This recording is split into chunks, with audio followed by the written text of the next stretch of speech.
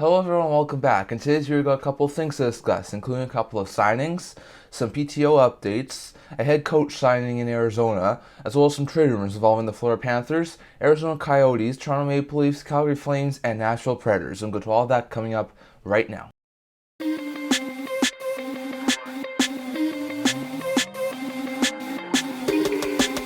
Hello everyone, welcome back to another video here at the Internet Talkie channel. Now, as usual, I'll kick things off today by discussing a couple of signings that have happened recently. Now, we had our own dedicated video to a couple of major signings that happened over the past couple of days. As Austin Matthews has signed an extremely high value 4-year deal with the Toronto Maple Leafs. That extension finally happened. Alexis Lafreniere signed a 2-year deal to remain with the New York Rangers. And Evan Bouchard signed a 2-year deal to remain with the Edmonton Oilers. We discussed all of this in a separate video that I've already put out onto the channel. So definitely, if you haven't viewed that, go check it out. I highly recommend you do that. But for the signings today, we don't have an overabundance of signings to talk about here. There's just two, and they're on the smaller side, but there were two pretty significant ones. So first, the Detroit Red Wings have signed Joe Veleno to a 1-year, one-way deal with AAV of $825,000. He was one of the remaining RFAs in the NHL, and the last remaining RFA for the Detroit Red Wings, so good to see the Red Wings got their RFA business done. Veleno has now gotten 2 full NHL seasons under his belt. He played in 66 games in his rookie year, putting up 8 goals, 7 assists, and 15 points. Last year, he did a little bit better, playing in 81 games, putting up 9 goals, 11 assists, 20 points. At this point in time, he doesn't look like he'll get much of an NHL role after all of the big off-season additions for the Detroit Red Wings. I think it's extremely likely that Veleno starts the season on the 4th line as a 4th-line center. That's where I have him in my season preview ranking when I projected the lineups. So I don't expect him to have too much of an opportunity, but he's definitely a guy who can move up the lineup and be a top 9 forward if there are injuries. So I like the deal at $825,000 for this upcoming season. I think Veleno should definitely excel through that. If he can hit more than 20 points, I think this Red Wings team will be really, really happy with his production. So hopefully Veleno can do really well as a 4th-line center, continue to grow, and hopefully he can show that he can probably be a good top 9 forward in not just in future. So for the 30th overall pick in the 2018 draft, the first round selection, I think it's a fantastic deal. So Veleno signing in Detroit, a really good deal, and I think this is going to be a really good move for the Detroit Red Wings. And then, a couple of days ago, when Matthews and Lafreniere signed their extensions, a little bit of an under-the-radar signing, but the Tampa Bay Lightning have extended defenseman Darren Raddysh. Darren Raddysh gets a 2-year contract extension with an AAV of $975,000 that will kick in at the start of next year. For Raddysh, he's been a really good defender for the Tampa Bay Lightning. He's done fantastic. This past couple of years, he hasn't really been a significant NHL defenseman, but he has gotten into some NHL games. I mean, 2 years ago, he got first taste of NHL action, putting up no points in 4 games after having 25 points in 61 AHL games.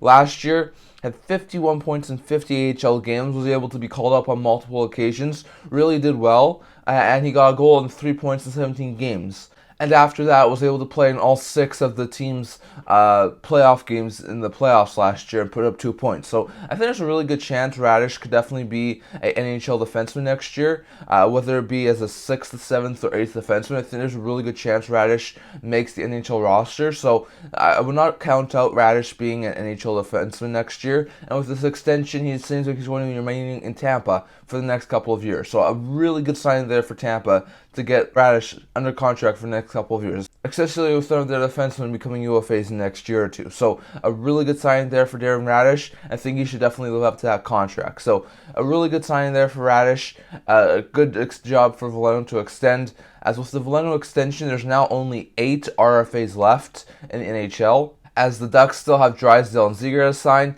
the Sens still have Pinto and Sokolov to sign, the Jackets still have Bernie to sign, the Coyotes still have Jenick to sign, the Flyers still have Frost to sign, and the Jets still have Chisholm to sign. So still a couple of RFAs, but the list is dwindling down with guys like Bouchard and Lafreniere and Veleno now signing their new deals, and I expect there to be more signings in the next couple of days leading up to training camp. So some pretty good signings there.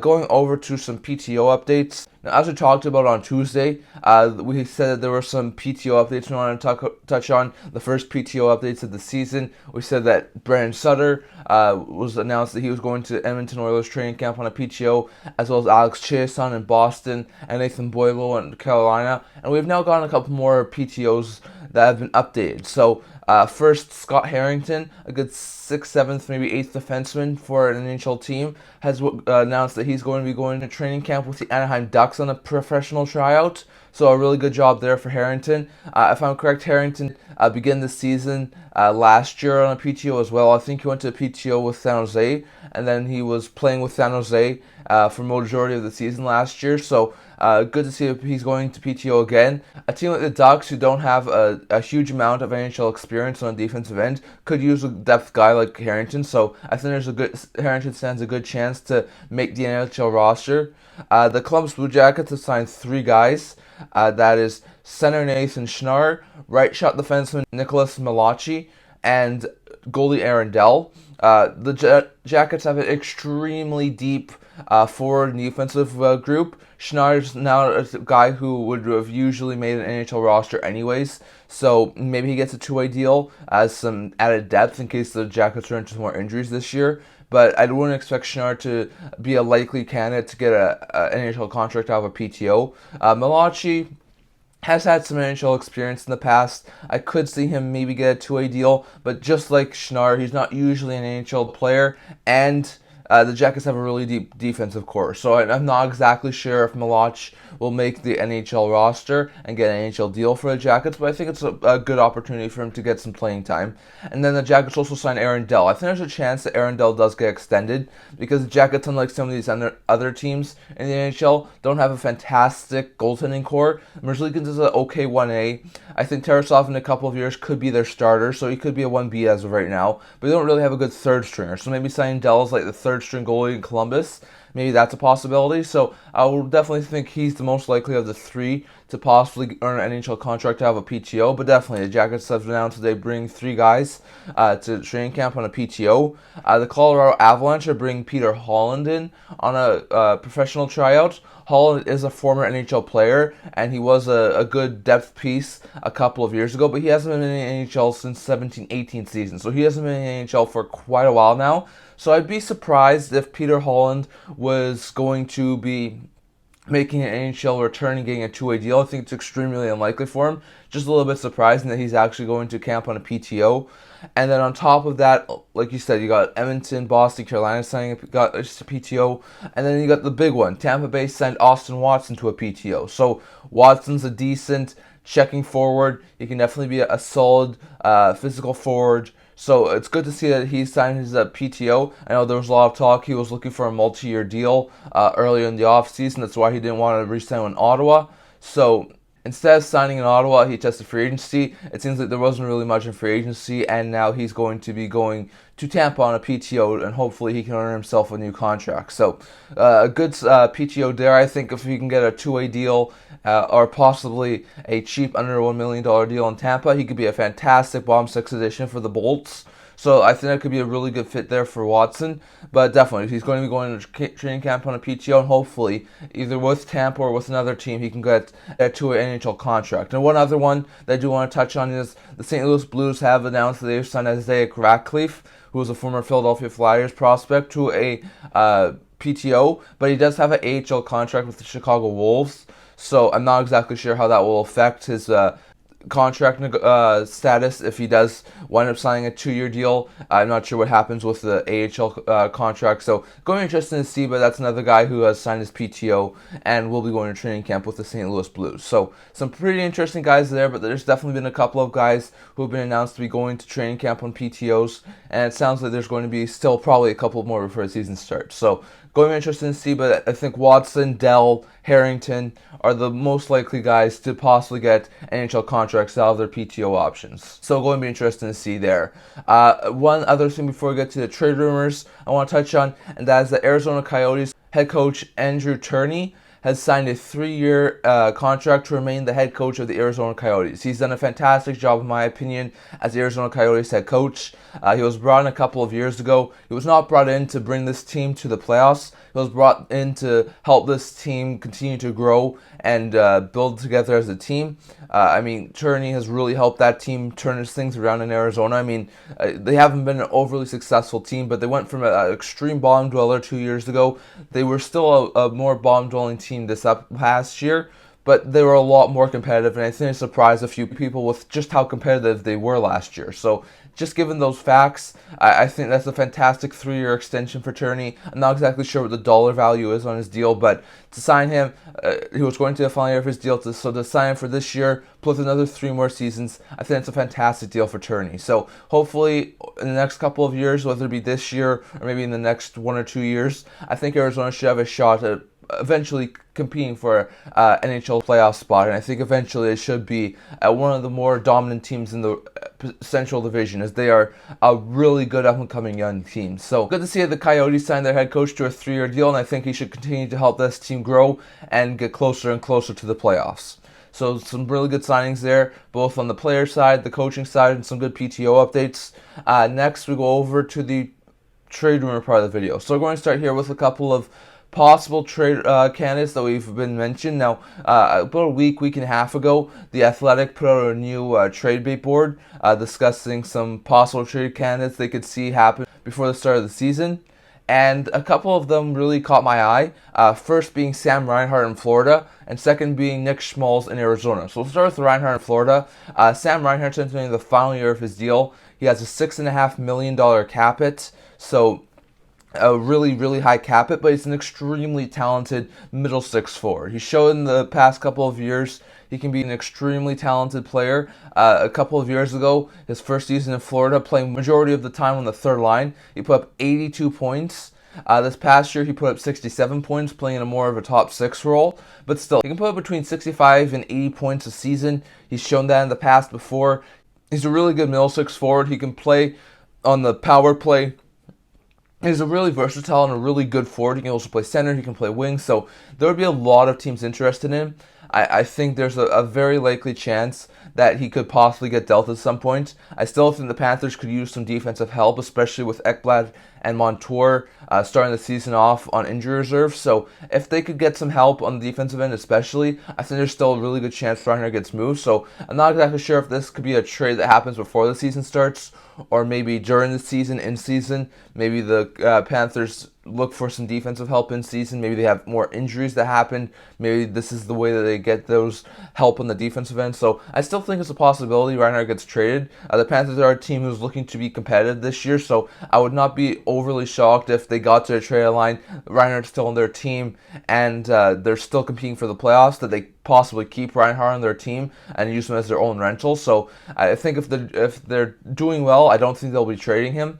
But I think he's going to be a name to watch out for over the next little while, especially before the season starts. I think if the Panthers were to try and make a move to try and improve that decor before the season starts, I think they would have to move out Reinhart. So someone who's going to be interesting to see. He's also hit back-to-back 30-goal seasons, so he'd be a guy who, even with the $6.5 million cap hit, would be an interesting name to watch, and a guy who I think is due for a big raise next year as he's entering the final year of his contract. So if Reinhart is not moved, I do think it's possible he could go to free agency next year and test the free agent market, possibly getting a raise to get like a 7-8 year deal on his next contract. So going to be interesting to see, but I think there's a pretty significant chance that Sam Reinhart will get moved, just like the Athletic said in listing some of their trade candidates. And another guy who I want to talk about here is Nick Schmaltz. Schmaltz in the Arizona Coyotes organization with another guy who was announced he could wind up being a possible trade candidate going forward. Schmaltz is a really good second-line center.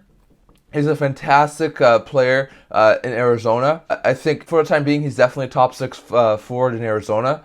He's definitely been able to produce some pretty good point totals over the past couple of years, probably being the Arizona Coyotes' second most productive forward over the past couple of years besides Keller. So I definitely don't think that the Coyotes are overly fond of possibly moving on from Schmaltz. He's been one of their better players.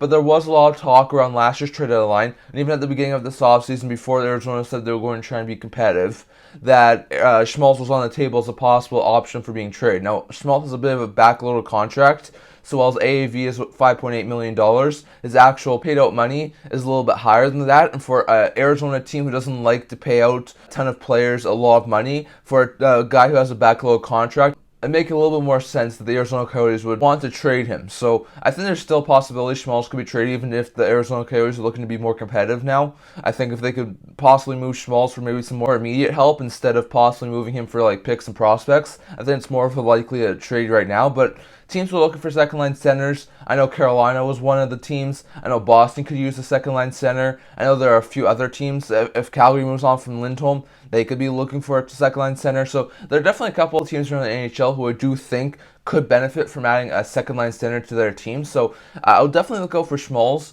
as being a possible trade option. I think the Arizona Coyotes will go into the season with Schmaltz under their contract. But if they're not doing too well around the trade line, maybe his name comes up again. If they're looking to improve this team next year and they don't want Schmaltz as being a part of their future, I could also see him being trade chip in next year's offseason as well. So I don't think Schmaltz is a guy who's going to be named to watch out for in the near future, but closer towards the trade line or possibly even next offseason, I think there's going to be some trade talks around Nick Schmaltz. I think he's a really good second line center. He showed that over the past couple of years, and I think on a contending team like a Carolina or possibly a Calgary or a Boston, he could do fantastic with a team like those and could really help improve their middle six. So in my opinion, I think Schmaltz is going to be a possible trade candidate, even though Arizona is trying to be more competitive, and either around the trade line or closer to the offseason, I think there's a possibility he could be dealt. So Schmaltz, Reinhart, two names who have been put on the recent Athletic trade bait list, and two names who I do think could be traded in the not too distant future. Going over to the Toronto Maple Leafs, I just want to discuss some of the possible ramifications after the Austin Matthews signing. Matthews, like we talked about in the video a couple of days ago, signs a 4-year deal with AAV of $13.25 million, which was a fantastic deal in my opinion. It was not too bad of a contract. I think for Matthews, what he brings, he's worth that money, and I think he's, given the fact he was the first 60-goal scorer in close to a decade since Stamkos did it, like back in the early 2010s, I think it's definitely worth that money. So, in my opinion, I think Matthews was worth that money. It would need to happen. It was not as long as the Maple Leafs wanted it, but it definitely seems like it was the right move for them. So, signing him to a 4-year extension really does help them keep Matthews in the prime years of his career. So, like I said, that's all really good. But I want to sort of run through possible ramifications of this for new Marner and Nylander contracts. Now, with Matthews making $13.25, there's been a lot of talk throughout the offseason that Nylander does not want as huge of a gap on his next deal as he did on his previous deal. Nylander was the first of the big four to sign. He signed for $6.9 million, and then Matthews would go on to sign for $11.6 and Marner for $10.9. There was a $4 million gap between Marner and Matthews and Nylander. And it sounded like Nylander didn't want that to happen. So he wanted Matthews to sign first, which he has, and then he wanted to probably sign a lot closer to Matthews and Marner. Marner's probably going to, at this point in time, in my opinion, Marner, I think, will probably get at least $12.5 million. He was around $700,000 less than Matthews last year. You could say Marner's been a little bit more consistent as a playmaker than Matthews, but centers do usually get a little bit more money, and Matthews has also put up 60 goals. If you score goals in this league, you're going to get more money. So I think Marner could get between 12.5, which was around $700,000 less than Matthews, just like last season. He could even push, I think, $13 million. So, in my opinion, if you got 12.5 or $13 million in Marner in 2 years' time, you've got Matthews for $13.25 million. You're not going to have all that much room to sign Nylander. I think with Marner probably getting at least over 12, maybe most likely over 12.5, maybe around $13 million on his next contract. I think this means that if Nylander were to sign, he would probably want to sign for $10.5 million, and I can't see the Maple Leafs doing that. So I don't see the Maple Leafs bringing back Nylander on a new deal. I just can't see it anymore. maybe they are able to work something out, but it have to be probably closer to 9, maybe $8.5 million if they were to work something out. I don't see Nylander staying on a $10.5 million deal in Toronto. I just don't see it. So it's going to be interesting to see. I'm not sure if the Leafs would be willing to trade him before the season starts. I still think it's a possibility. Remember, losing him for nothing is really not an option, especially after last year when Brad Treliving let Johnny Gaudreau walk as a free agent. That really hurt the Flames team. I don't think he can do this exact same thing with Nylander and the Maple Leafs. So if there's an opportunity for the Maple Leafs to move Nylander and get something in return, I think they'll try and do that. I definitely do expect some sort of a trade, possibly. I've even seen some people say that even if the Leafs are a team who's in the playoffs around the deadline and definitely guaranteed to make the playoffs and going on a deep playoff run, they may still try and consider moving Nylander if that makes sense for them. I think there's a likely chance Nylander's possibly move before the season starts. If not before the season starts, then maybe before the trade line. I think it'll be extremely unlikely, given the fact they'd be a playoff team. They may want to use him as their own rental. But I definitely, unless Nylander's willing to come down on his asking price of around $10 million and is willing to sign somewhere between $8.5 and $9 million, I don't see Nylander staying in Toronto long term. So whether it's a trade before the season starts, a trade in season, or whether he walks as a free agent next offseason, I don't expect Nylander to remain with the Toronto Maple Leafs long term anymore. So with Matthews now signing, with Marner most likely getting close to Matthews' money, and with Nylander most likely wanting to get at least over $10 million on a new deal if he was to remain in Toronto, I don't see him staying in Toronto at all. So in my eyes, I think Nylander could sign for like $8.5, $9 million on a new deal if he was to remain with them. But in my opinion, I can't see them signing him to a $10 million deal. And if he goes into the season unsigned and he starts this season and he has another 40-goal, 80-point season, he's just going to drive up his asking price. So in my opinion, I do not see Nylander remaining with the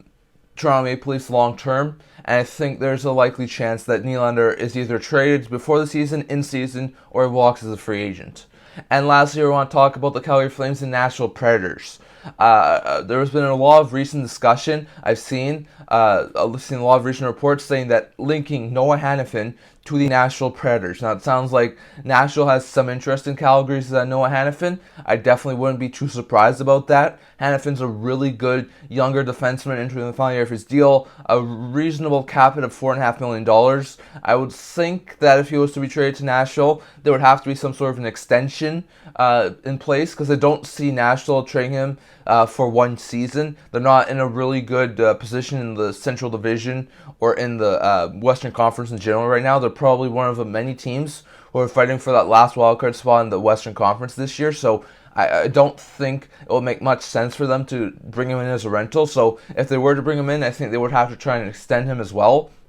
But it makes sense. They have a lot of rights out defensemen. If they could add someone on the left side, help their defense, have a great number 2 left shot defenseman behind Roman Josi, I think that would make a lot of sense. So I could definitely see them possibly trying to trade for Hanifin. The reported asking price seems to be a decent prospect, a first-round pick, and young defender Dante Fabro. For the Flames, I think that would make a ton of sense. If they could get a young forward prospect like a Joaquin Kamel or a Luke Evangelista or something like that, where it's a good young forward prospect who can definitely work in their top 9 long term, I think there would definitely be interest in there. If the Preds move like a top 10 protected 2024-2025 first round pick, there would be some interest there. I think the Flames to add another first round pick in one of the next 2 years.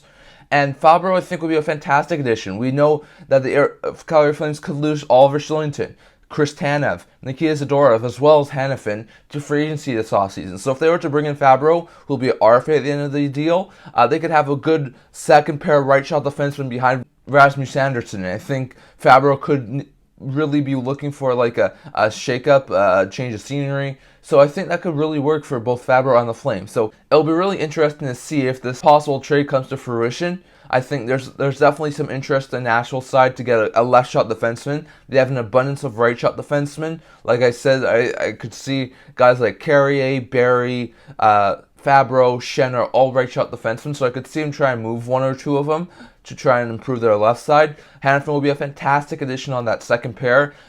A really good second left shot defenseman behind Yotes, and I think that would be a fantastic addition for them. So, in my eyes, I think that will be a pretty good trade for both sides. I'm just not sure if the Preds really want to give up their first round pick as of right now, given that they're not a guaranteed playoff team. And I also don't think that Preds will do this unless Hanifin signs an extension as well. So going to be interesting to see, but I definitely think it's a possibility, and it's something we're going to have to keep our eye on, as I think Hanifin to Nashville is a possibility, but I still wouldn't count out teams like Buffalo or Florida as possible suitors for Hanifin if he was to be dealt before the season started. So going to be interesting to see. I'd love to hear your thoughts down in the comments on all the stuff that was discussed today. What do you think about possibly Sam Reinhart or Nick Schmaltz being moved? Does it make sense for the Coyotes or the Panthers to move those guys? If so, at one point in time, do you think it would make sense? For Reinhart, would it be earlier in the season or would it be closer to trade line? For Schmaltz, would it be around the trade line, maybe next offseason? Definitely love to hear what you think about that. Does Nylander get moved now that Matthews is signed? Is it going to be too much to keep Matthews, Marner, and Nylander around, with Matthews now making 13.25 and Marner making probably around 12.5, 13 million? If those two are making that much money and Nylander wants 10 million, I don't see Nylander staying around. I'd love to hear what you think about Nylander and him possibly staying around down in the comments section. And then also, do you see Hanifin possibly going to Nashville? Does it make sense for Nashville? Does that possible trade make sense for Calgary? Would that trade work for those two teams? Definitely love to hear your thoughts down in the comments. But that's all I'm going to talk about for today. Remember to like this video, and if you really liked it, remember to subscribe down below. I also do a blog talking about news, rumors, analysis, stuff like that, so definitely check that out. We have a link down in the description below, and I can't wait to see you guys all for the next video. See you guys soon.